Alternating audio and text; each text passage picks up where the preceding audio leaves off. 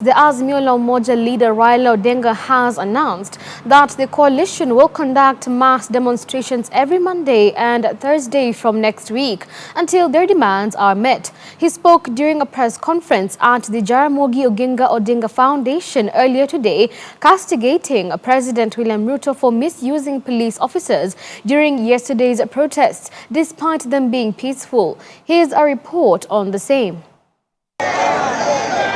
Following the mass demonstrations which took a violent turn on Monday, the opposition party will press on in their quest for justice in what they say is a liberation of Kenyans from oppressive leadership and suppressive standards of living. Speaking while addressing the press at the Jaramogi Oginga Odinga Foundation in Nairobi, ODM leader Raila Odinga lamented the death of innocent Kenyans during the mass action, which he says was peaceful, accusing security personnel of police brutality. Raila, while thanking the media for providing coverage during yesterday's protests, equally thanked his supporters who turned up in large numbers for the demonstrations.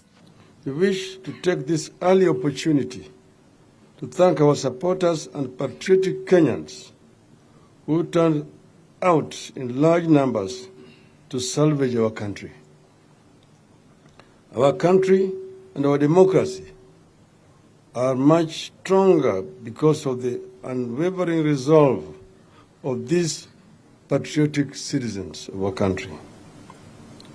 We also wish to express our gratitude to the media who shone a light on the demonstrations the whole day, and the Kenyans were able to see that it is the police who are violent and inciting the violence.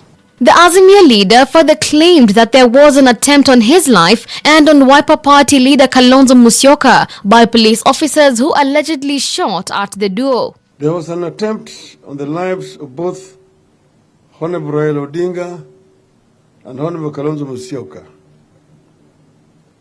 Their cars were shot at, but luckily they were unharmed.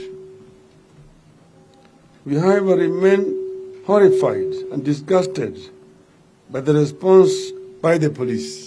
Raila has affirmed that he and his team will not back down from defending the rights of Kenyans and has now called on his supporters to turn up for protests against the government every Monday and Thursday starting next week. In the face of our protests and in response to public demands, we shall now hold protests every Monday and every Thursday beginning next week.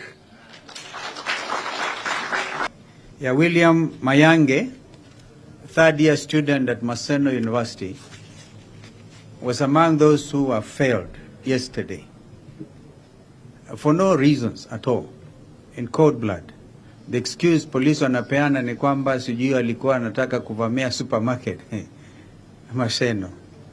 This sounds familiar and unacceptable. That as citizens, and if you read the Constitution, we are entitled to march to any government premises. Government means our premises, for which we fund with our taxes, to present our petitions. Even State House is not exempted. Peacefully marching there, and any self-respecting elected regime would not fear citizens.